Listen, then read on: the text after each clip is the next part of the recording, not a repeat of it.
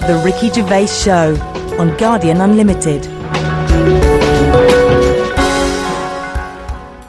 Hello, welcome to the 10th podcast in a series of 12, Ricky Gervais Show, with me, Ricky Gervais, Stephen Merchant. Hello. And, of course, Karl Pilkington.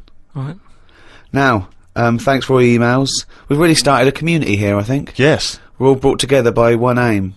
The fascination of the brain of Karl Pilkington, basically. Yes, absolutely. There's thousands of people who are equally as obsessed as we are with it. I really don't know why it's called the Ricky Gervais Show anymore. I mean, I was cynical at the beginning, but it's farcical. Welcome to the Karl Pilkington Show. Well, people say they'd like to hear more from you and I, but I don't see why when you've got this specimen in the room. I feel like the ringmaster, but the real star is the shaved monkey in a jar that we bring out. Do you know what I mean? Yeah. That's it. That's the star of the show, you know. Yeah. Well, we've had loads of emails, actually, and we've had one from Nige, who's done this brilliant cartoon of Karl on the beach. I think we should sell those as postcards. But someone's beaten us to selling merchandise. If you go to www.cafepress.com/Mr. Pilkington, someone is selling everything with Karl Pilkington's head on it. Now, these are bootleg goods. We're not making any money from it, but I'm strangely proud. I just love to see millions of people wearing a little t-shirt or a baseball cap or drinking out of a mug with his little round head on it. He's made a clock, which is perfect because it fits absolutely, you know what I mean? The sides of the head go right to the edge of the clock because it's perfectly round. I'd like to see maybe as well those sort of rubber or plastic face masks that you can buy for Halloween with just Karl's face. Oh, just millions of people all look like Karl. Oh, that would be amazing. What a world that would be. Cheers for that, love. Yeah, it's Karl Pilkington here, just telling you about Channel 4 on a Friday. You've got new Green Wing, right, that's nearly ready. My name is Earl, and the It Crowd. I mean, sort of being in the comedy business and that, I think it's fair to say I'm qualified to give my opinion, and these three things are funny, so yeah, stay in, watch it, have a good night, have a nice little brew with it, do what you want. At the end of the day, it's your life, innit? So, see it. Karl Pilkington! The Ricky Gervais Show on Guardian Unlimited. Still to come, of course, Monkey News and Karl's diary, excerpts thereof. I wonder if we should have a jingle for questions for Karl, because there's a lot of questions coming in for Karl. Okay. Oh, chimpanzee, that question's for Karl. Yeah, okay, no, fair enough, that works. Okay. This is from Jim and Bob in Manchester. Karl, if you could talk to any animal, which one would it be and what would you say to it? Insect, animal, anything, fish, anything. Well, they said animal, but let's broaden it to anything. Any creature. Insect is an animal. Yeah, no, but I'm just, I don't want to get it wrong. I'm just thinking about. Yeah, there's a lot of stuff out there, isn't there? I'd probably go for the tortoise. Okay. Because it would take a long time to walk away from you while you were talking. No, just because most animals would be off straight away. Yeah. Just because they live for ages, so they'll have loads of stories. They've lived through a lot. You know what I mean? Through wars and stuff. Well, if you get an old one, like an old one, that's about. Most of them have lived in a box in a garden for 52 years. No, but you get some that have been about. And even if it's in a box, you can overhear. They've really travelled, have they? Yeah. I mean, some of them have experienced more than you. Yeah. But they've broadened their horizons a bit more than you. They could probably teach you a thing or two, yeah. And what would you hope to learn from them? Just history.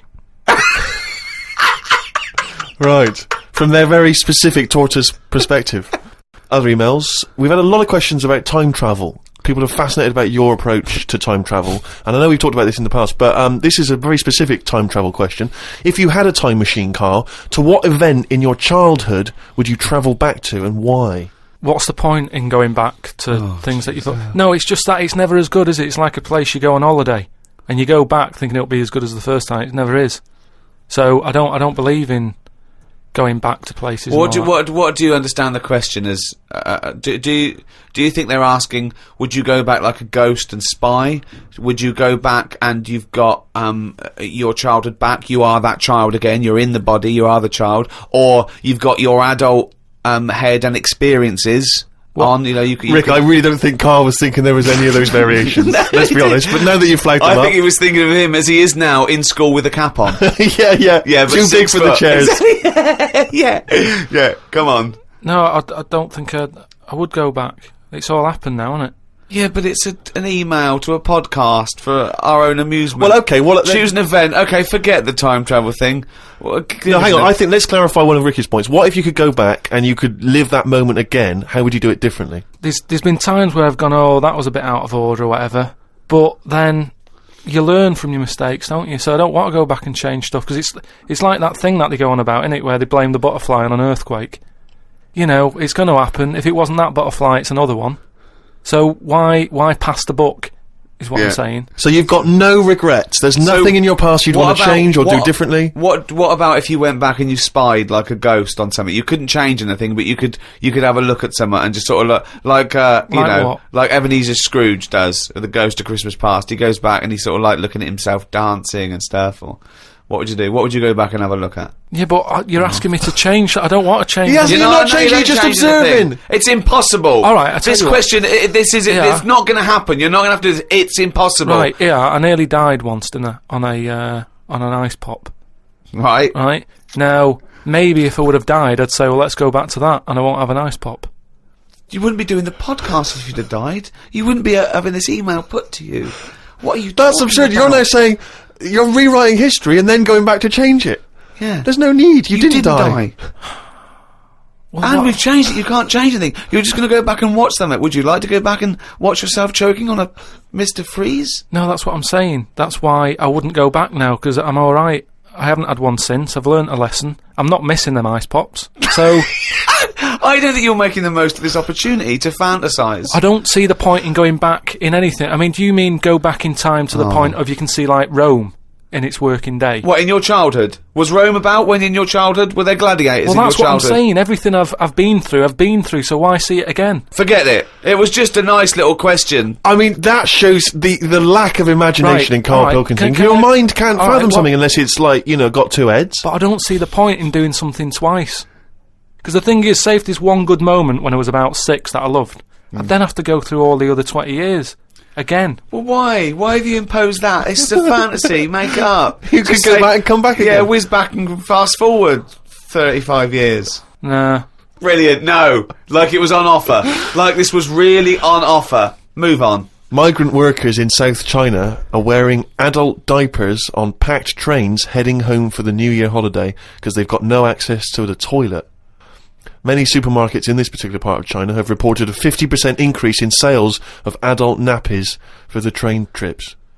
Now, what do you make of that, Carl? You're on a long, long train journey, 3 hours, 4 hours. You know there's no toilet. You know you're going to need to go. Pop on a... Why isn't there any toilets? They just aren't on the trains. And they're a really long journey. Yeah. How long? Hours. Well, very long in China. It's a big country. I couldn't do that. I couldn't do it. I'd have to hold it in or something. Just like, I mean, when I was a young kid, I don't know how young you are when you wear a nappy and that, but I remember that I didn't like it, doing it in a pair of pants, like that, a pair of nappies and that. And I used to have to, even when I was too small to sort of get up on the toilet and that, because you'd fall in, my mum knew that I didn't like nappies and that. I used to just go in the corner, just near the kitchen, in this thing that, like a litter tray.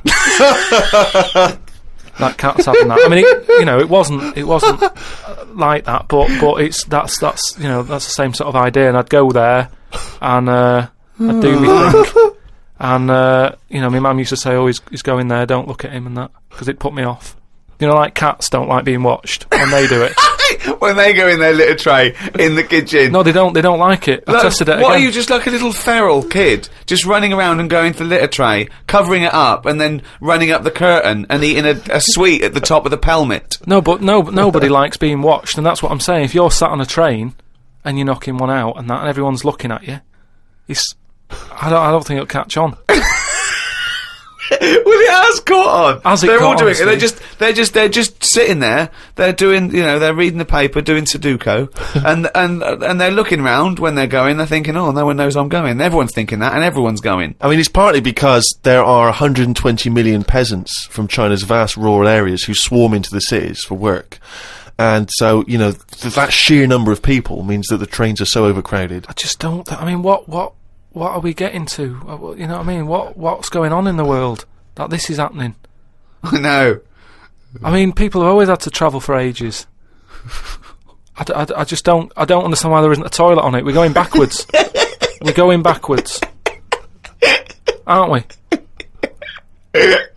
Why isn't there a toilet on it? Well, maybe there is, but maybe people are thinking the queue is going to take forever. If you've got 125 million people Yeah, but going not back. everybody wants to go at once. I mean, I know Chinese and all that are like at the forefront of everything that goes on in the world, inventing stuff first, but this isn't one of the best that they've come up with. What have they invented then, the Chinese? Just Loads of stuff, haven't they? Yeah, well, no, Loads I of stuff. was going to ask you. You seem quite educated on the subject. What? They did them cat mop things that I told you about. Brilliant. I mean, This was where you put mops on the feet of cats, was that right? Yeah. And they Brilliant. wander about the house, clean up and that, wash the floor for you whilst they're pottering about.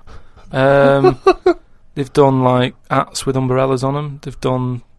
I mean, they're known for like coming up with stuff first. Yeah, I mean, my first thought was gunpowder, but yeah, cats with mops is good as well. Just a final mention of one of the emails that came through from Phil Hobby in Falmouth in USA. He says, "Hello chaps, just wanted to let you know that I was at a party on Friday and I bought 2 remixes of I Could Eat a Knob at Night on a CD. Let me tell you, I played them at the party. They were a huge success. They were a smash. By the end of the night, the party was hip to the words I Could Eat a Knob at Night. Half of them were even singing along. So big thanks to you, Ricky, Stephen, Carl. Now, what would be ideal, of course, I suppose, is one of the big superstar DJs, if they could drop that into their set. You know, a Carl Cox, a Fatboy Slim. Tong. Pete Tong, yeah. Boy Tong. He got power, and I'd love to hear him drop it. Maybe Yeah. even, and I suppose Westwood wouldn't be able to put that in. I know he's more of a hip hop guy, but yeah. So I mean, if you at any point ever hear I Could Eat a Knob at Night, the remix at any kind of club event, let us know. We'd love to hear about it. Yeah. The Ricky Gervais Show on Guardian Unlimited. Well, now to one of our most popular features. I mean, this could even rival Monkey News one day. It is Monkey News. It's you know, it's news from the point of view of a monkey, a shaved monkey. It's Karl Pilkington's diary. Oh, he's written it down, yeah. Was that the jingle, or were you just just annoyed about something? Okay. Went and did the podcast. We had a meeting after. I don't like meetings as I can't keep focused on what people are talking about. I think Ricky has the same problem as after 25 minutes he was trying to wrestle me. I tried to do what spiders do and stayed still as if I was dead. But Ricky just stayed on top of me, not moving. A bit like when you see one of them big snakes swallowing a sheep. Ricky got bored and released me. I went home thinking, why had I left my old job for this? A homeless man asked me for some money, but I didn't feel like I should treat him as I felt that he'd probably had a better day than me. Oh, God. Suzanne called me to say she'd gone for a haircut and that she'd meet me in the supermarket. I went to the supermarket, but she wasn't there. I called her and she said she was near the fruit aisle. I went to the fruit aisle and she wasn't there. Turns out she was in a different supermarket on the other side of town, and that if I'd listened to her properly, I'd have known that. I didn't want to say that What, you just went to the first supermarket you thought of, as opposed to listening to what supermarket? I'm in the supermarket, alright, bye. I didn't want to say that I hadn't heard her properly, because my ears were ringing a bit from the wrestling from earlier. 25 minutes later, I met up with Suzanne. Her haircut wasn't that bad. Normally her haircuts are followed by an argument between us as she pays over the odds for some daft haircut that's the latest style. Brilliant. I wish she'd take a picture out of a magazine or ask for a style rather than letting the hairdresser do what she wants. I said I only tell her to do this as she's got a square head and a close-cut hairdo makes it look squarer. She said, what do you think of this cut? I said it looked alright, as I couldn't be bothered arguing about it. It's weird writing a diary. I don't know who thought of doing one of these first. The last time I did one was at school. They used to get you to do it so they could keep an eye on whatever you were up to. My diary used to say the same thing every night. Got home, went to the shop to get potatoes, bread, milk. Went home, watched telly, went to bed. I think I might have gone to Twiggy's Dance Club just so I had something different to write. You've not told us about Twiggy's Dance Club. It's just, you know, I sort of, when I was a kid, I sort of gave everything a bit of a go. I did boxing and that, didn't I? Gave that a go. For about 45 minutes. And yeah, a mate sort of said, "Oh, you know, you're into your dancing, your robotics and that. You're doing your body popping, right? Body popping and that." He said, "You ought to come to Twiggy's," and I went there, but I didn't go in. It was shut. They were just having like loads of toilet rolls delivered. I think like they were like using it as a storage place the toilet rolls and that. So I said, "Oh, I've come to have a dance." And like, "Oh, not tonight. Come back tomorrow." I never went back. Brilliant. Next.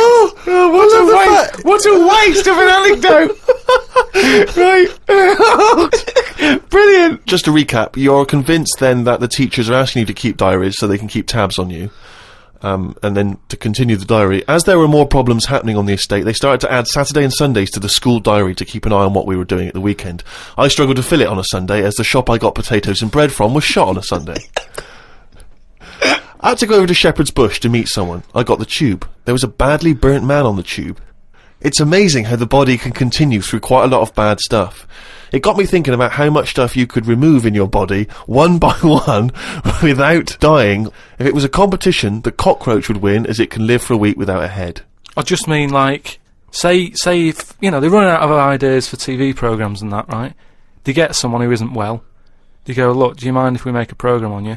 And what they do, they sit them in the bed, and they go, "Right, what we're going to do now is take out the heart, but replace it with a pacemaker." Right, No. Sorry. People with pacemakers don't have their heart taken out and a pacemaker popped in. Alright then. Some sort of machine. What I'm getting to is... Have you been playing Operation? What I mean is... what I mean is the big finale would just be a head chatting with loads of wires going into it, and it's like, look what we can do with science. That's what the programme's called. It's the same every week. The volunteer is just a head with loads of wires coming out Look of it. what we can do with science. And he's going, Goodbye. I feel ill. Got some post delivered to me today. It was... Oh, this is This great. makes it in the diary.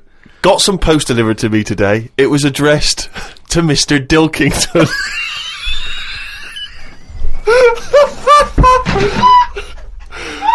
I don't know why that's so funny. Oh, God. I got some post delivered to me today. It was addressed to Mr. Dilkington. I opened it, and the first sentence read, "Dear Mr. K. Dilkington, you're one of our most valuable customers." I put it in the bin. Thought I would learn some new words, as Steve always says I don't use enough different words. I read in the Fortean Times that the word "wew" means an ugly female ghost with drooping breasts. What do you mean? Is that how am I pronouncing Who's that right? using that word? Who is using that word? It was just W-E-W-E. Let's call it a woo. An ugly female ghost with drooping breasts. I think I'm right when I say there are too many words in the world. I don't think I will ever get round to using the word woo. Watched a health programme. Wasn't watching it properly, but heard some doctors say that we only get so many heartbeats in a lifetime, so don't do too much exercise. I told Suzanne, and she said I probably hadn't heard it right. We got talking about death. Suzanne said she didn't like thinking about it. I said she might end up being a woo. I was chuffed, as I'd managed to use my new word. I went to the supermarket to get tonight's tea. On the way, I stopped and looked in the fishmongers at all the different fish they had in the window. It's like a child in one of those kids' TV shows. I know. Mr. Pilkington went to the fishmonger. He stopped and looked at all the fish in the window. Hello, Mr. Dilkington, they said. There was a newspaper clipping stuck on the glass about a two-headed fish that they've made in Taiwan. I don't see the point in doing this, as a fish having two heads ain't going to solve the world's hunger problems, as the head is the bit you throw away. Invent a fish with two bodies, and I'd say well done. Good point, though, isn't it? Suzanne watched one of her favourite TV programmes. I've told her the telly only goes on if there's something she wants to watch. If there's nothing on, she has to talk to me about stuff I've learnt. Like Descartes. Watched a programme on him the other day. He is the one who said something like, "I know I'm about 'cause I dream." Doesn't work for everything, 'cause ants don't sleep. I don't know if I'd like that or not. You don't know if you would like it if you didn't ever Not sleep. sleeping. It's just one long day. I don't know. Don't know how you put up with that. Do you think it'd be a good idea? No. Why not? Because, as you said, it would get a bit boring. You know, you'd sleep is your rest, your time off. It helps you detoxify. It helps you sort of think things through on a subconscious level. You know, But don't you ever get it where, I mean, sometimes it's brilliant to have a sleep when you're tired, but don't you sometimes feel that's like... the best time to have a sleep when you're tired. No, yeah. but sometimes when you go to bed and you're not that tired and you're kind of thinking, oh, I'm going to waste some hours of my life now and I'm not really in the mood for this. Well, that's sleeping. just wishing you had longer on this earth doing creative things. I mean, if you didn't have to sleep, you could spend more time talking to a tortoise and going to the toffee shop. Karl Pilkington! Alright, just doing a little advert for Friday Night Comedy on Channel 4. I mean, I don't know what you're doing. You might be going out and that, doing something nice, which, you know, if you are, then fair enough, go out. But I'm just saying, if you're staying in, you've got new Green Wing, right, that's nearly ready. Got My Name is Earl, The It Crowd, all funny stuff and that. Don't know about you, but, you know, I'll be staying in watching it, just having a bag of crisps and stuff. So, if you're staying in, put the telly on, do that. If you're going out, go out, have a nice night. See you later. Karl Pilkington!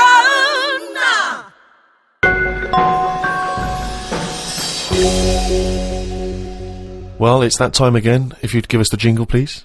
Oh, chimpanzee day. You fucking news! Okay, now that surely cannot be fair on anyone's ears listening. Right, ages ago, right, about the 1950s, Oh, yeah. Oh, yeah. there was this gangster knocking about. And do you know how, like, Was he called Hairy Fingers? do you know how, like, a lot of gangsters like to get into gambling and that? Yeah, yeah. And, you know, like, all his peers and that, all these mates who are, like, gangsters and stuff, they've all bought horses, right, that they take racing and they make money from them and that, don't they? Yeah. So anyway, he And was Chuckles the Seagull was no different. and he was like, yeah, that's a good thing to get into. I might get into a bit of that, right? So he gets himself this horse, right? And there's a big race coming up. That's why he's a bit of a last minute. And the jockey turns up and it's fine. He's a human jockey and it's fine. Excellent. Okay, well that was another podcast. So anyway, please listen. Oh, hang on, next. there's more. Oh, hang on. So anyway, this big race is coming up. He's like, I've got to be involved in this because definitely. I can make a lot of money out of my horse here. Choose the jockey wisely, though. So he says to his mate, he said, look, I've got myself a horse and that. He said, we just need a jockey, get someone, sort it out and what have you, so I can get in this race. Go to the jockey club. His mate's like, yeah, all right, I'll have a word and that, have a look round and that, see if there's anyone decent. And the good thing about jockeys is there's never been a shortage of jockeys because a lot of them don't make the grade. So there's always too many jockeys to go round. Always too many human jockeys. Yeah, there's never a problem getting jockeys. Fine. Go on. So anyway, he comes Was that back. true in the 50s as well? It's always been true. always been true. It's always just wanted to clarify There's no lack of jockeys. So- it's sort of close shot. People are trying to do it and they don't make the grade. So, But in the 50s, from your knowledge, there was not, like in 1951, a shortage of jockeys for just 1 year. absolutely never. I'd have known about Okay, that. fine, I'm quite yeah. keen. Right. Go on. So anyway, right. So his mate says, "Look, I'm having a problem getting a jockey." Seems odd because this Ricky's is just weird. been saying I don't know. he's just been saying there's not a problem. What do you mean? So Just because the main problem was, Go on. a lot of jockeys were aware of this gangster and were saying, "I'm not getting involved with this guy. The chances are I won't get paid. You know, he's a gangster. It's not worth it." would do it if it was a gangster asking you. You'd be scared of the consequences. So anyway, he's saying, "Look, don't be coming to me with problems and that. Right? I've got the horse. I want it in the race. Sort it out." So they're like, "Oh, but boss," and he's like, "Don't give me any of that." Go and Exactly. sort it out." They do what he says, so any jockey would do it. Go on. So anyway, so the day before, The big race, yeah. Left it to the last minute, okay, but Yeah. fine. and he says, have you got a jockey then? They're like, yeah, but, and he's going, don't worry about it, have you got a jockey? Yeah, but, and he's like, well, look. He wants what- to say, sure, yeah. So, they won't let him. he's saying, has he ridden horses before and that? He said, well, yeah, he has, but mainly, and he's like, brilliant. He goes, yeah, but mainly in like a circus. in the jung... No, like in the circus and that. He'd worked with horses and stuff. In the apparently. circus. It's fine. yeah. So he's like, that's enough, that's all I need to know. Well, they'd be too heavy because circus people so- are quite built, aren't they? They're said be a so- bit heavier than the jockey because the jockeys are about 8.5 stone. He said, brilliant, get him down there and that, right? Anyway, the race happens. He didn't want to meet him beforehand, he wasn't worried No about point, it. not No, bothered. no. As far as he's concerned, It's all sorted. he's putting his money on it and what have you. Yeah. Right? Sure. What happened is they were trying to make him put on the jockey outfit, Yeah. but for some reason it didn't fit that well. Sleeves And that- too it was- short, it was legs too long. It's that sort of problem. Okay. So they let him, like, you know, wear his stuff that he wore in the circus and that because it's comfortable with that. He's happy with it. Do you know what I mean? That's what he's happy with. Anyway, race starts and what have you. This horse straight out of the trap and that high speed, right? This jockey's got a really big grin on his face. He's loving it, right? Everyone's cheering, going, "Who is this? Who's this jockey?" Yeah. It's amazing. Never seen him before, and yet look at him. But they can see his face clearly. Anyway, Gangster's happy in that because he's won. But I just want to say the crowd can see the jockey, can they?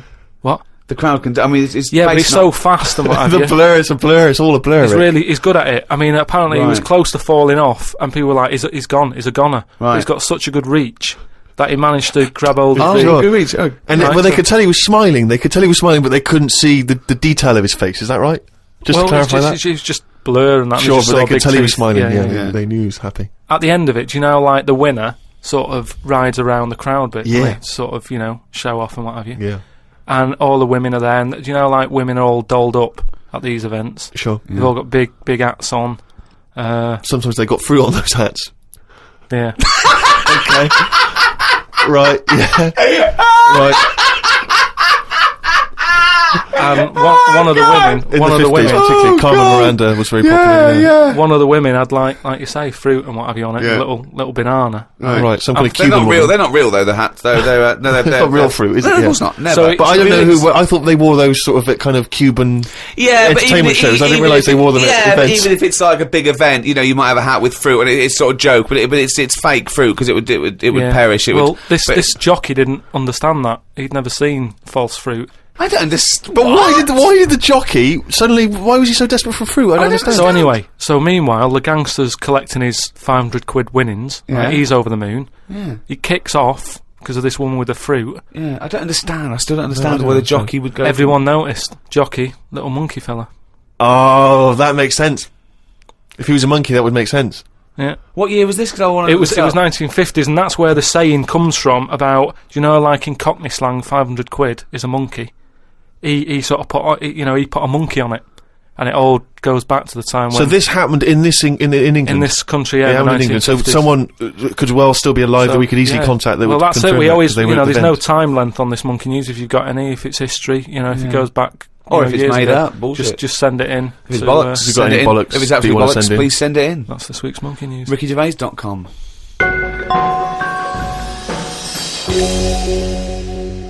Well, that's the end of the 10th podcast in a series of 12. Only 2 more to go. 1 more hour of the drivel that is the thoughts of Chairman Pilkington, or Dilkington, as he should now be known. This podcast was brought to you by Positive Internet. Those great guys at Positive Internet host the world's #1 podcast. It's goodbye from me, Ricky Gervais, Stephen Merchant, If you want to get in touch, remember it's podcast@rickygervais.com. and Karl Pilkington. The Ricky Gervais Show on Guardian Unlimited.